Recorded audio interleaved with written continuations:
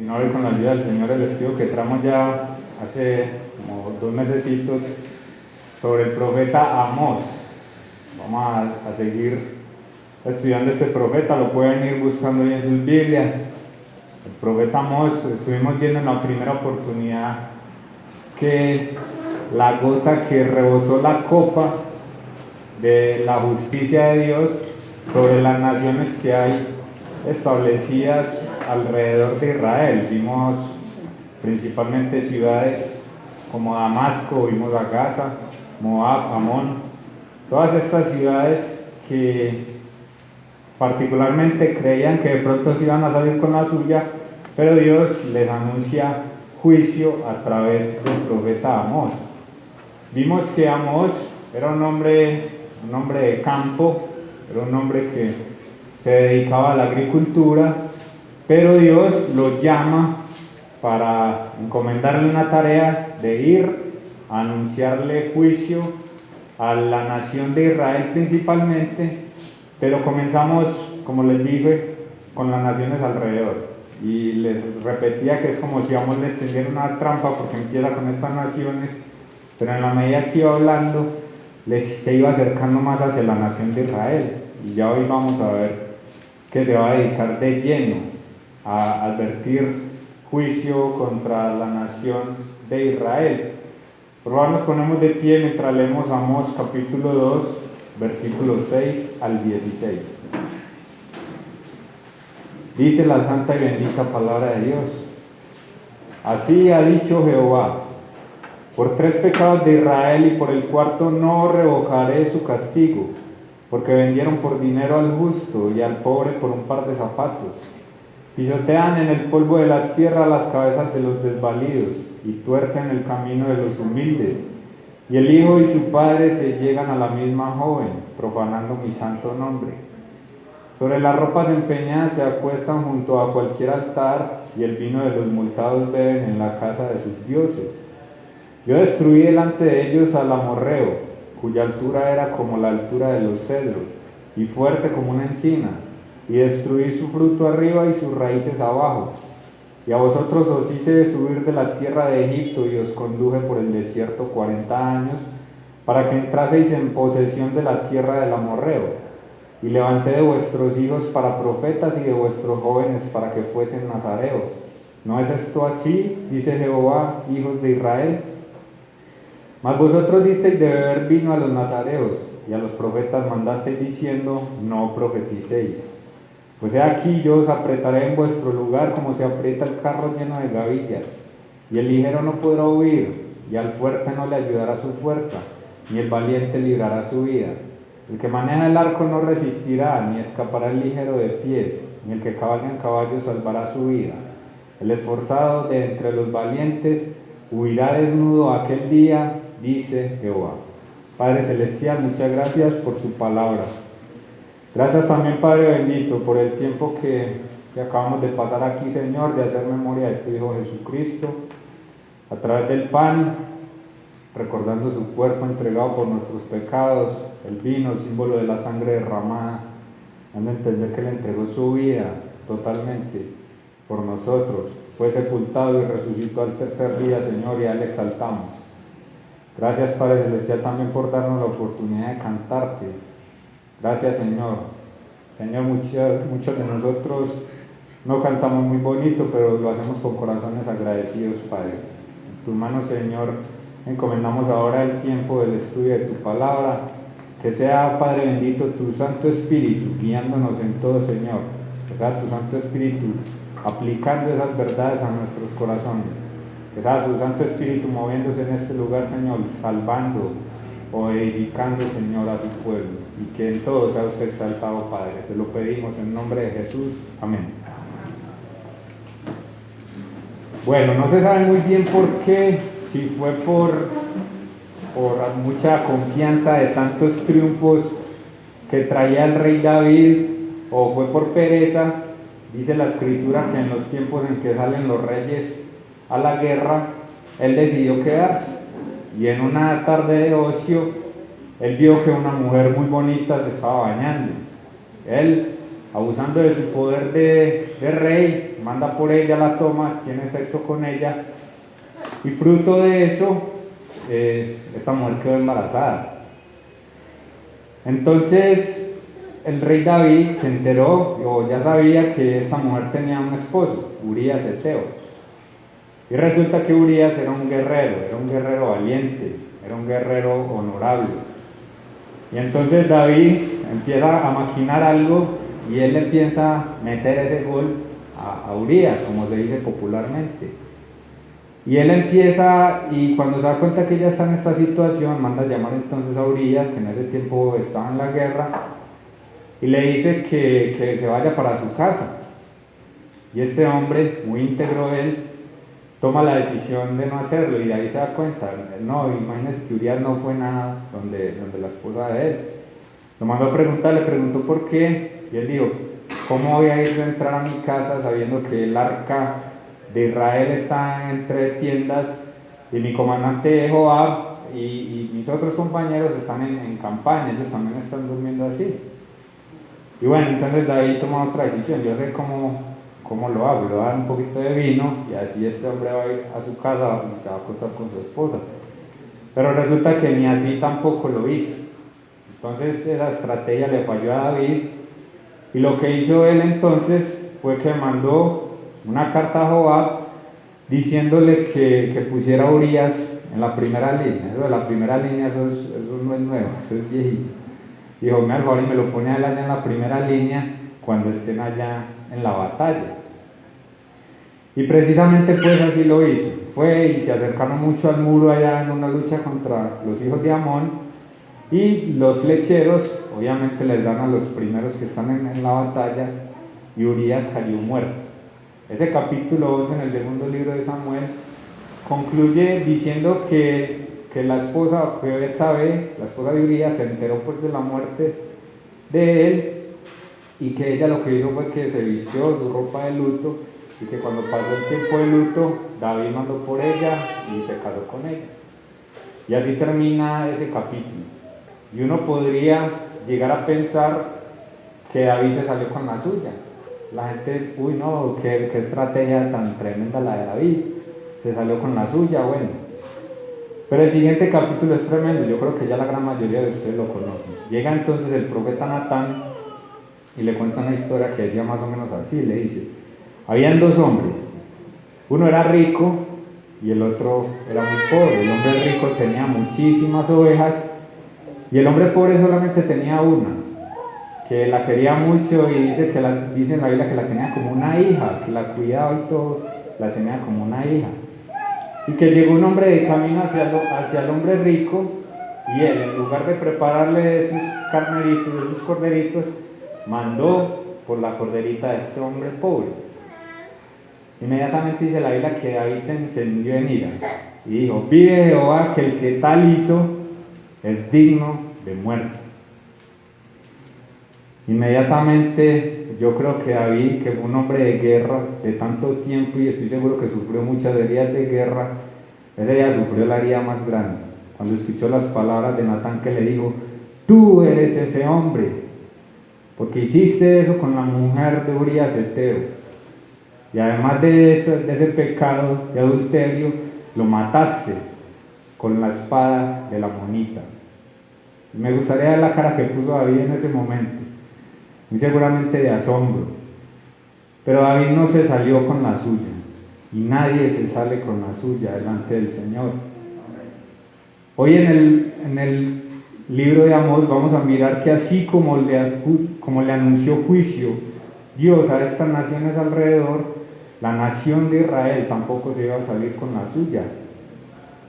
De hecho, el título que le puse al mensaje es: de ninguna manera te dejaré sin castigo, tomando prestada una frase que Jeremías utilizó dos veces allá en el capítulo 30 y en el capítulo 46, donde dice: yo te saqué de la tierra del amorreo, destruí a todas las naciones por tu pecado, pero a ti te castigaré con justicia. Y reitera diciendo: de ninguna manera te dejaré sin castigo. Entonces hoy vamos a mirar esos pecados de la nación de Israel y cómo Dios les va a anunciar juicio de la misma manera que le anunció a las otras naciones. a ellos también los va a castigar por su pecado. En la segunda oportunidad, en el segundo mensaje que vimos sobre Amós, le reitera una frase que aparece allá en Gálatas que dice, ¿quién lo recuerda? Todo lo que el hombre sembrare, eso también segará. A la nación de Israel también entonces le llegó este momento. Y ya a partir de este capítulo 2, desde el verso 6 en adelante, se va a concentrar el profeta Amós a anunciar el juicio a la nación de Israel. El primero de esos pecados entonces es la opresión. En el versículo 6 dice, así ha dicho Jehová, por 3 pecados de Israel y por el cuarto no revocaré su castigo, porque vendieron por dinero al justo y al pobre por un par de zapatos, pisotean en el polvo de la tierra las cabezas de los desvalidos. Es algo que al día de hoy se ve mucho, ¿o no? La opresión entre las naciones, opresión en los trabajos, opresión de jefes hacia sus subalternos, opresión de comandantes hacia sus soldados. Se ve mucho. La opresión es como un abuso de poder, un abuso de autoridad, reprimir la libertad del otro porque yo tengo más poder. Eso es lo que se podría definir como opresión. Y eso era lo que estaban haciendo los ricos en Israel. Mire que dice que vendieron por dinero al justo y al pobre por un par de zapatos. Qué triste uno darse cuenta que alguien lo vendió a uno por el precio de un par de zapatos. Eso le da a uno hasta la dignidad, ¿cierto? Vender a una persona por un par de zapatos y se pisotean en el polvo de la tierra las cabezas de los desvalidos, al caído caerle, como se dice por ahí. Estas personas bien pobres y los que estaban en una situación de autoridad abusaban de ellos, se aprovechaban de ellos. Ya Dios le había anunciado, ya les había prohibido más bien a la nación de Israel que tuvieran cuidado con la opresión. Deuteronomio capítulo 24, versículo 14, dice: no oprimirás al jornalero pobre y menesteroso, ya sea de tus hermanos o de los extranjeros que habitan en tu tierra, dentro de tus ciudades. En su día le darás su jornal, y no se pondrá el sol sin dárselo, pues es pobre, y con él sustenta su vida, para que no clame contra ti a Jehová, y sea en ti pecado. Ya Dios les había prohibido entonces esta situación, de no oprimir a los pobres. Y estos ricos, estos príncipes allá en Israel, se estaban haciendo cada vez más ricos, precisamente a costillas de los pobres, oprimiendo a los que estaban más pobres. Quizá ellos pensaban, como les decía ahorita, que nadie se daba cuenta de eso, pero Dios sí se da cuenta de todo. Al día de hoy se ve toda esta situación y pareciera que Dios no entra en escena, pero Dios sabe todo. Dios se está dando cuenta de absolutamente todo. Ustedes recuerdan, y es algo paradójico, que la misma nación de Israel fue objeto de opresión. Cuando ellos estaban allá iniciando como nación en Egipto, dice la escritura que Faraón los oprimía y que les hacía pesado el yugo de esclavitud que tenían. Y cuando Moisés llega y les dice: Dios nos va a sacar de aquí, vamos a ir a adorarlo, ¿qué pasó? ¿Qué hizo Faraón?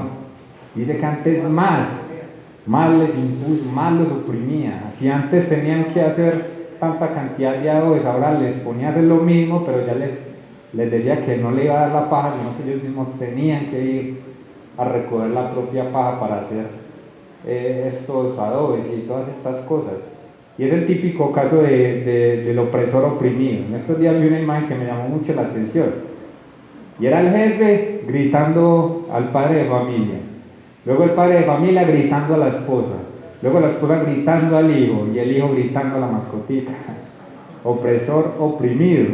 Y esto fue lo que le pasó a la nación de Israel, sabiendo que ellos habían sido oprimidos en sus inicios, y ellos también estaban haciendo lo mismo, lamentablemente. Proverbios capítulo 14.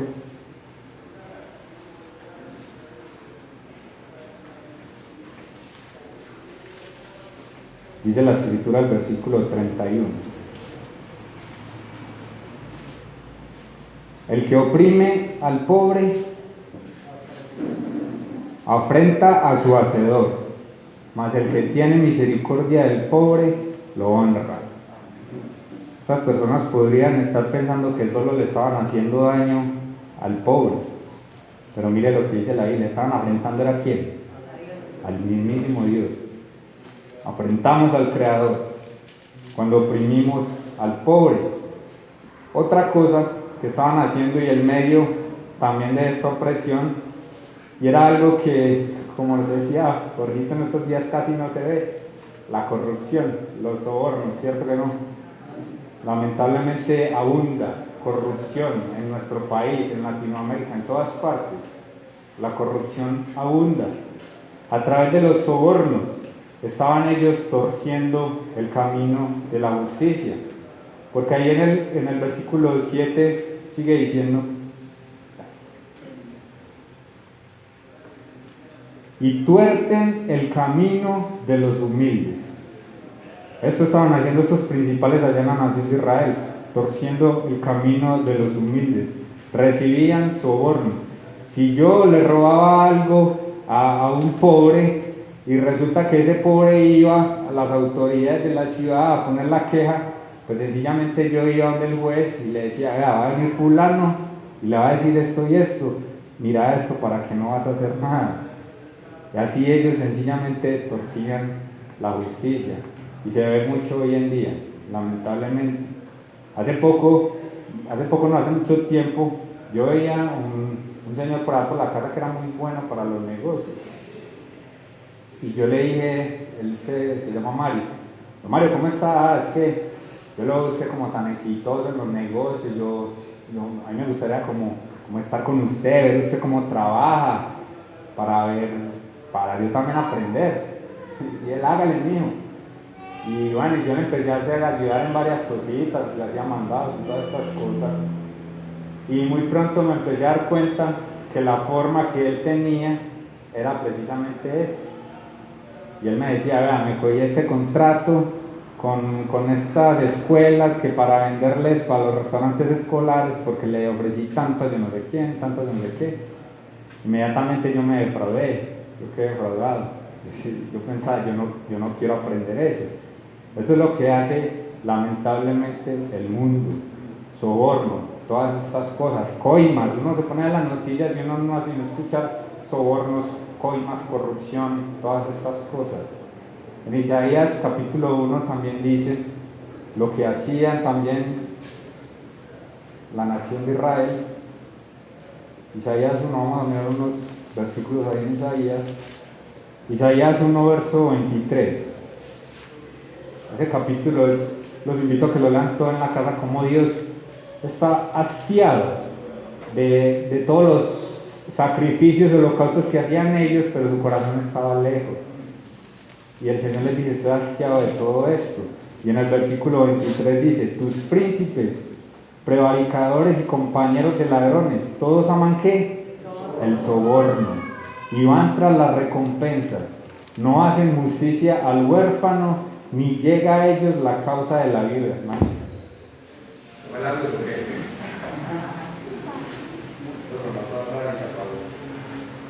Ni siquiera llegaba a ellos la situación de la justicia de la viuda, porque claro, el otro iba a ir simplemente sobornaba a los jueces. De esta manera ellos se evitaban toda esta situación y se salían por la suya, por decirlo así, se salían por la suya.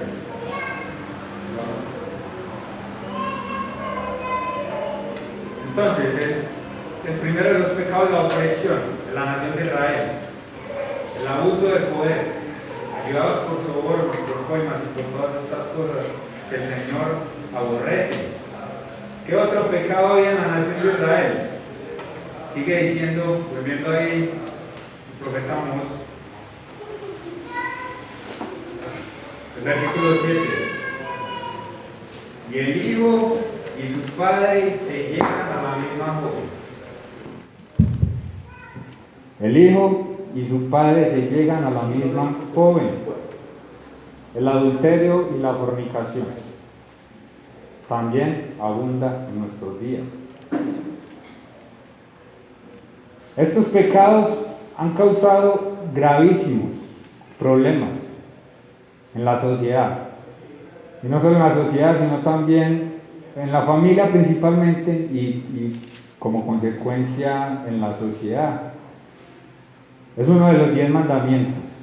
En Éxodo capítulo 20, versículo 14 dice: no cometerás adulterio. El adulterio es cuando se traiciona la lealtad entre dos personas que han jurado amarse toda la vida y respetarse. La fornicación es cuando se tiene sexo fuera del contexto del matrimonio. Y estos pecados, aunque hoy en día la gente se jacta de la nueva moralidad y de la revelación de la sexualidad y todas estas cosas, la liberación sexual, esto es algo viejísimo. Esto es algo con lo cual la raza humana ha luchado en toda la historia. Estos pecados de adulterio y el pecado de fornicación. En 1 Corintios capítulo 6, versículo 18 dice: 1 Corintios capítulo 6, verso 18: huid de la fornicación.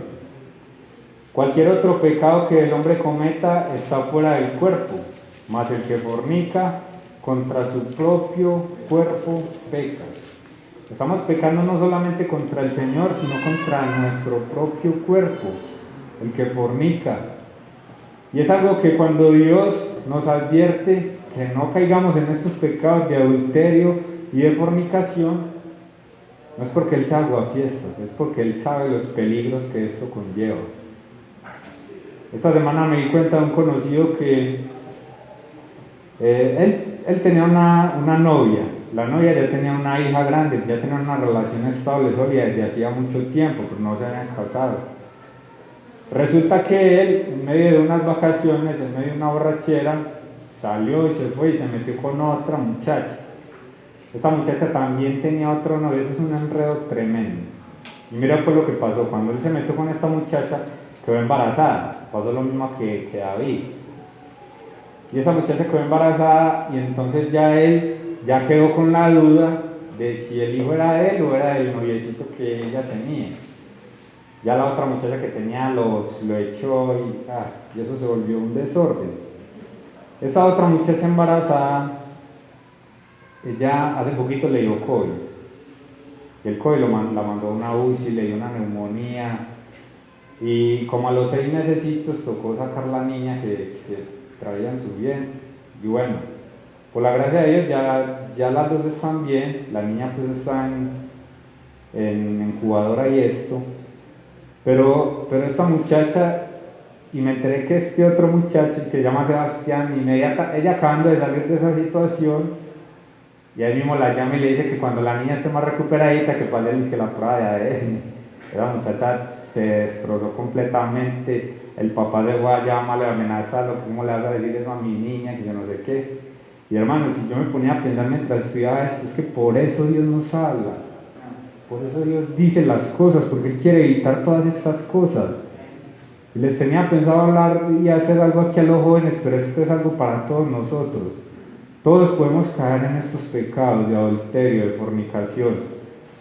Y cuando lo hacemos, nosotros somos los que nos estamos echando unos problemas grandísimos en la espalda. Enfermedades de transmisión sexual, todas estas cosas por las que la raza humana sufre tanto, se evitarían si nosotros hiciéramos la voluntad del Señor. Por ejemplo, Dios dice que el necio toma sus malas decisiones y luego le echa la culpa al Señor. Eso es lo que hacemos, tomamos malas decisiones y ya después, cuando llevamos las consecuencias, decimos: Señor, ¿por qué?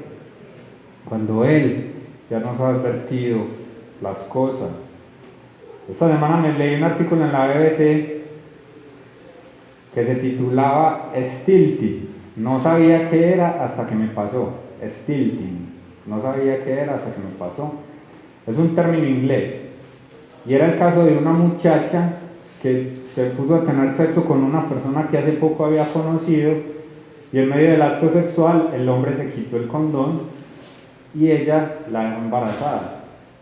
De hecho, ya en Inglaterra ya es considerado como violación. Mire todas estas cosas que pasan, y cada vez van saliendo problemas nuevos, terminología nueva que ni siquiera en el español le han sacado nombre, precisamente por todas estas cosas, por todos estos pecados que la gente hoy en día defiende. Allá en tiempos del profeta Amós sucedía que, supongamos, Pachito, si me deja ponerlo de ejemplo, supongamos que Pachito crece, Esteban como es de coqueto, y ahí mismo llegue Pachito y lo mande para que le conquiste una niña, y luego la trae, y luego tiene sexo con el hijo y después con el papá. Eso era lo que estaba pasando. El hijo y el padre se llegan a la misma joven. Y el Señor está dándose cuenta de todas estas cosas, y por eso es que les anuncia los pecados. Hoy en día se habla mucho acerca de la liberación sexual femenina también. Y claro, obviamente hay hombres perversos que les conviene que las mujeres digan esto.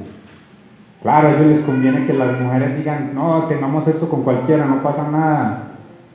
Porque claro, después pueden hacer eso como lo que hizo este depravado con esta mujer y dejarle a ella el problema. Entonces aquí tenemos que tener mucho cuidado todos nosotros, porque mira que el mismo rey David cayó en este pecado.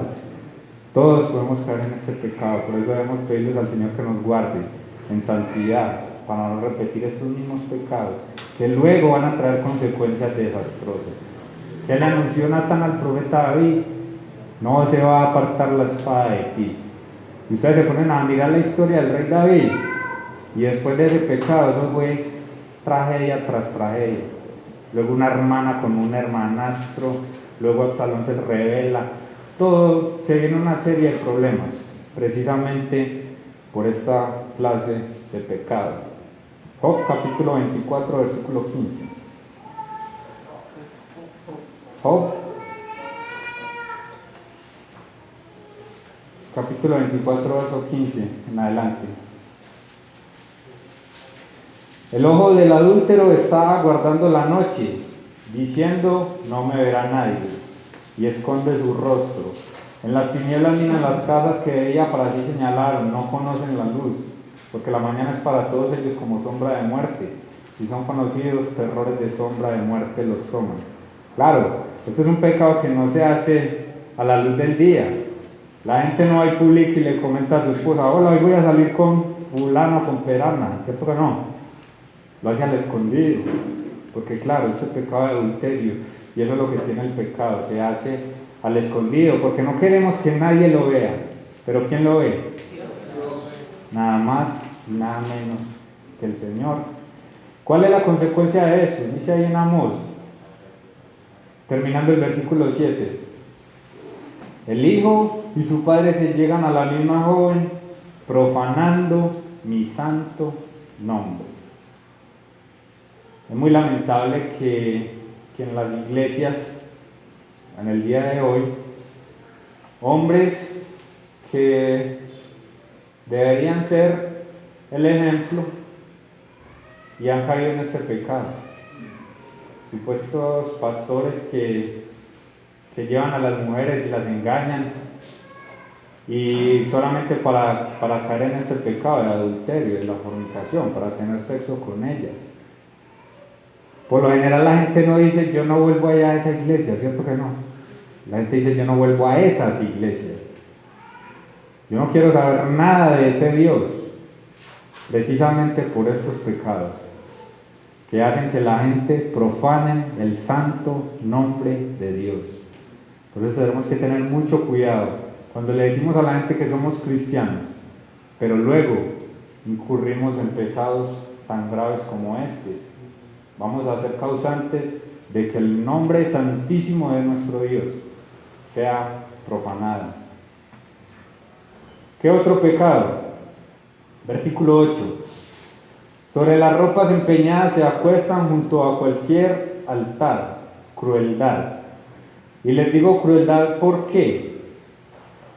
En estos tiempos que el profeta Amós escribió no es como ahora, que yo estoy seguro que todos aquí tenemos por lo menos 2 o 3 camisas, ¿o no?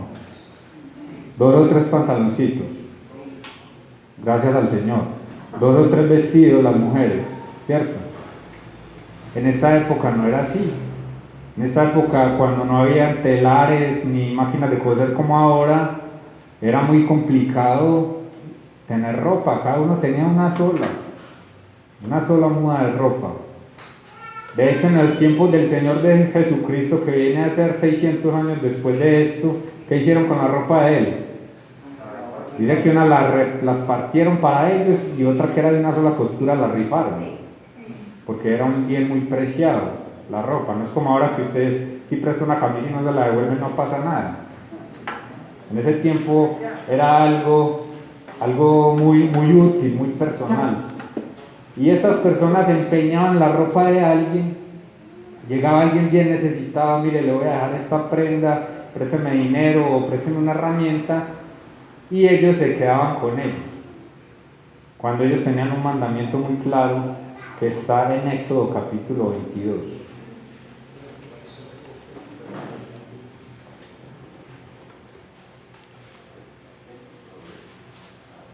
Éxodo 22, versículo 25,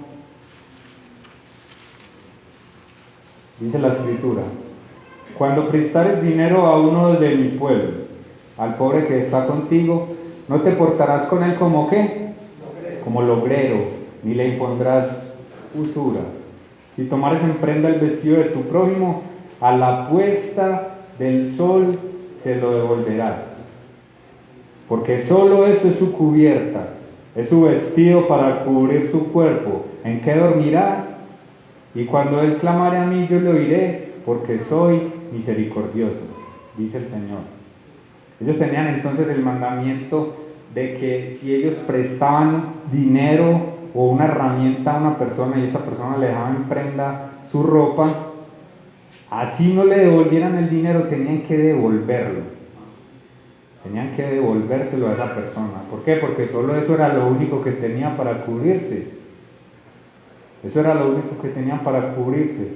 Y el Señor les dice: se la devolverás a la puesta del sol. A la puesta del sol se lo devolverás. Precisamente pensando en el frío de la noche. Hoy en día también hay mucho logrero. Hay muchísimos logreros.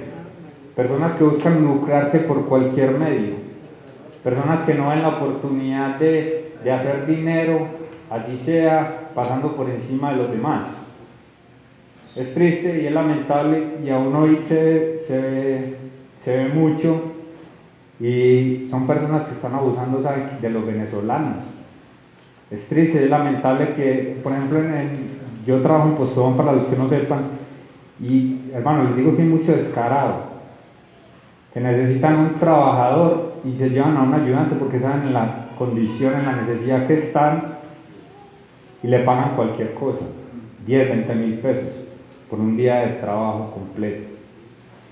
Esos son logreros y creen que se están saliendo con la suya, pero el Señor también lo ve.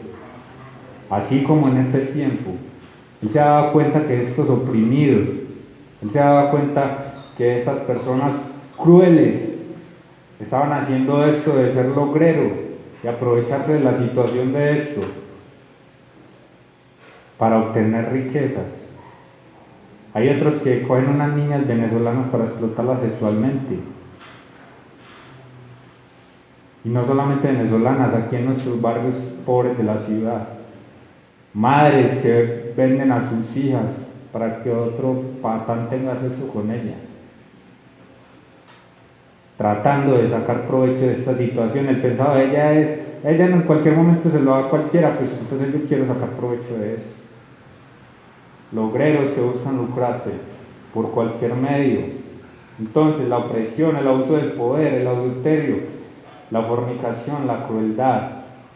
¿Qué más? Ahí volviendo a Amós. Se acuestan junto a cualquier altar. Y el vino de los multados beben en la casa de sus dioses. Dice cualquier altar y sus dioses en plural. Otro pecado que estaba cometiendo la nación de Israel era la idolatría. Idolatría. Juan Calvino, no estoy de acuerdo con muchas cosas de Juan Calvino, pero en esto sí, él decía, el corazón humano es una fábrica de idolatría. Y es cierto. Nosotros no necesariamente tenemos que tener un ídolo de madera o lo que sea para adorarlo, sino que nosotros nos fabricamos un ídolo de cualquier cosa, una persona, una pareja, un hijo, un padre, se puede volver un ídolo para nosotros, o como nos ha enseñado el pastor Antonio muchas veces, nosotros mismos, la idolatría. Y eso sí que abunda en estos días. Personas que se admiran a sí mismos, personas que se idolatran, personas que gastan todo su tiempo y su dinero en gimnasios, en cosméticos, en todas estas cosas, porque se idolatran a sí mismos. Pasa y pasa mucho. Y estas personas entonces, recuerden que el reino del norte, ellos mismos se hicieron sus altares en Betel y en Dan, precisamente porque no querían que ellos se fueran hacia Jerusalén, que era el único lugar que Dios les había permitido para que fueran a adorar. Hoy en día hay un único medio de salvación y es Jesucristo. Quiero hablarle nuevamente a las personas que aún no lo han hecho. Ya muchos de mis hermanos se lo han dicho en esta tarde. Una vez más déjenme decirle, en el Antiguo Testamento había solamente una ciudad a la que ellas tenían que ir, era Jerusalén, y estos se hicieron sus ídolos. Hoy en día también hay muchas personas que se han creado su propia religión, hay muchísimas religiones, pero el único camino para llegar al Padre es Jesucristo. Dijo, yo soy el camino y la verdad y la vida, nadie viene al Padre si no es por mí, dice el Señor. Y Él dice, yo soy la resurrección de la vida, el que cree en mí aunque esté muerto, vivirá. Pero Él dice, el que cree en quién, en mí, dice el Señor Jesucristo. Si aún no lo ha hecho, arrepiéntase de sus pecados. Quizá ha cometido estos mismos pecados de la nación de Israel, o quizá ha cometido otros. Pero todos somos pecadores, dice la Escritura. No merecemos el infierno, porque Dios es santo. Pero el único camino para llegar al cielo es el Señor Jesucristo. Arrepiéntase y confíe en Él, hágalo hoy mismo. Y de esa manera tendrá perdón de sus pecados y vida eterna. Isaías 44, verso 16.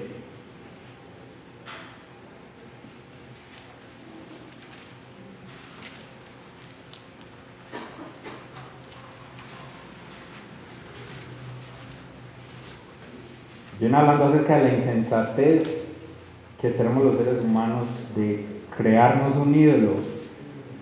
Parte del leño quema en el fuego, con parte de él come carne, prepara un asado, se sacia, después se calienta y dice, oh, me he calentado, he visto el fuego. Y hace del sobrante un dios, un ídolo suyo. Se postra delante de él, lo adora y le ruega diciendo, líbrame porque mi Dios eres tú. No saben ni entienden, porque cerrados están sus ojos para no ver y su corazón para no entender. No discurre para consigo, no tiene sentido ni entendimiento para decir, parte de esto quemé en el fuego y sobre sus brasas cocí pan, hacé carne y la comí. Haré del resto de él una abominación. Me postraré delante de un tronco de árbol. De ceniza se alimenta, su corazón engañado le desvía para que no libre su alma ni diga, no es pura mentira lo que tengo en mi mano derecha. Mire lo que dice ese versículo 20, su corazón engañado le desvía. Jeremías lo dijo una vez más, engañoso es el corazón, más que todas las cosas y perverso, ¿quién lo conocerá?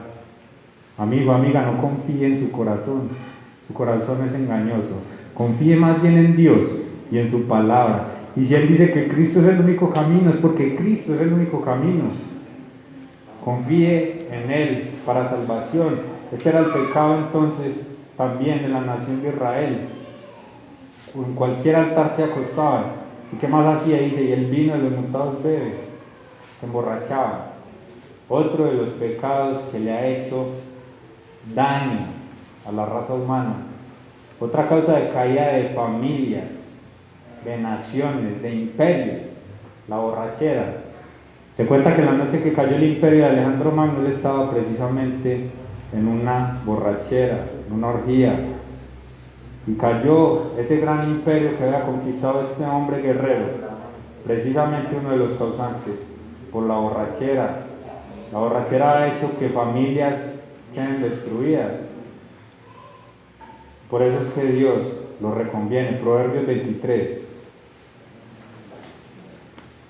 Si han pasado por la FLA, hay una imagen, cada que paso por ahí me acuerdo de estos versículos. Hay una imagen de un hombre y una mujer y cada uno está mirando una copita así con deseo. Proverbios 23,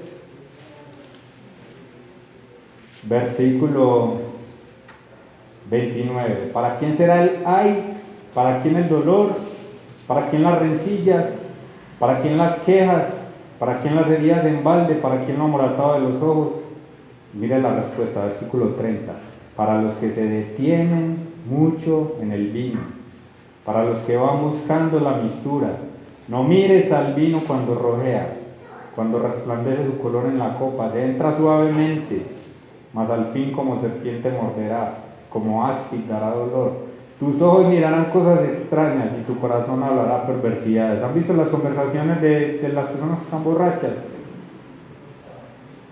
No les importa decir blasfemias, abominaciones, precisamente por eso.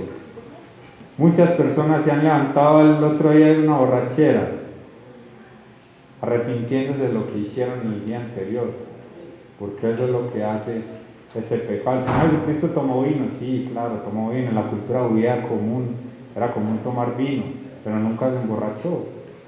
Y ahí la diferencia, lo que castiga y lo que es pecado es la borrachera, dice la palabra del Señor. Luego el Señor, ahí mismo volviendo en Amós, dice en el versículo 9 y 10, les hace como un recordero. Yo destruí delante de ellos al amorreo, cuya altura era como altura de los cedros y fuerte como una encina, y destruí su fruto arriba y sus raíces abajo.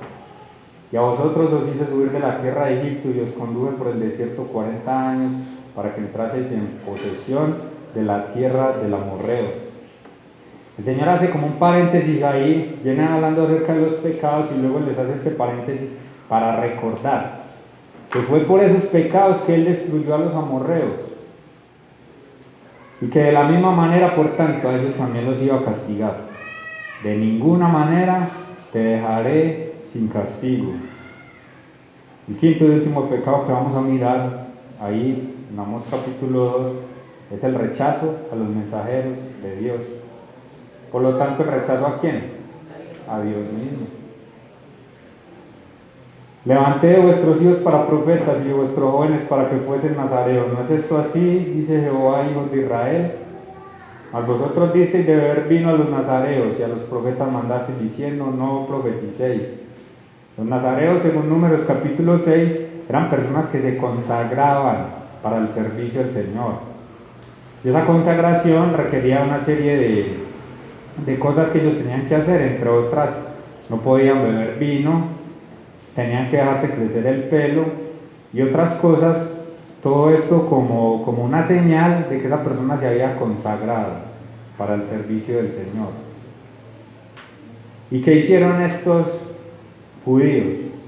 Les dieron vino y a los profetas les dijeron, no nos profeticen, no queremos saber nada de Dios, no queremos saber nada de la palabra del Señor. Todos saben lo que es la xenofobia, ¿cierto? Xenofobia es el miedo o el rechazo al extranjero. Pero yo pienso que en un sentido muy real todos somos xenófobos. Todas las personas que han estado, no sé si a Vane le ha pasado de pronto aquí, que el rechazo de alguien solo por ser venezolano, ¿cierto? Lamentablemente así es. Y todos somos así, porque saben que nosotros tenemos como miedo o rabia al extraño. A todo el que sea diferente nos da como escozor, como piquiña. Ustedes cuando pasan, les ha pasado cuando ha pasado por su casa los krishnas, que tienen una vestidura rara y todas estas cosas, las personas se codean y mira, eso es tan raro, ¿cierto? Porque tenemos esa tendencia a rechazar al extraño, al diferente.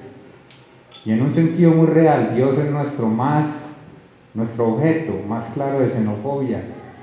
El ser humano no quiere saber nada de Dios, ¿saben por qué? Porque Él es santo y nosotros no. Porque Él es diferente, Él es el diferente. Y por eso es que lo queremos rechazar. ¿Qué hicieron con el Señor Jesucristo? Lo crucificaron. ¿Por qué? Porque era diferente. Eso fue lo que hicieron ellos. Se dieron cuenta que habían profetas, se dieron cuenta que habían personas diferentes, que habían personas que caminaban diferente a ellos. Ellos quisieron, vamos más bien a volverlo como uno de nosotros. Este no bebe, vamos a ponerlo a beber. Si nosotros estamos andando en santidad, muy probablemente nos van a rechazar. Nos van a rechazar por ser diferentes. Ellos entonces les dijeron a los profetas, no profeticen. Isaías capítulo 30, ahorita me lo puso a leer aquí hace 15 días y ahí mismo lo guardé nuevamente para esto. Isaías 30, versículo 8 en adelante. Ve pues ahora y escribe esta visión en una tabla delante de ellos y regístrala en un libro para que quede hasta el día postrero, eternamente y para siempre.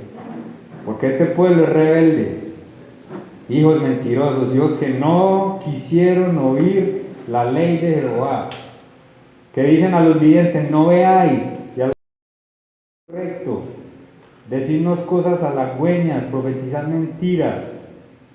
Entonces, ¿por qué creen que esas mega iglesias que les dicen a las personas, usted es un campeón, usted es lo mejor, usted se viene un futuro maravilloso para usted, esas iglesias son así?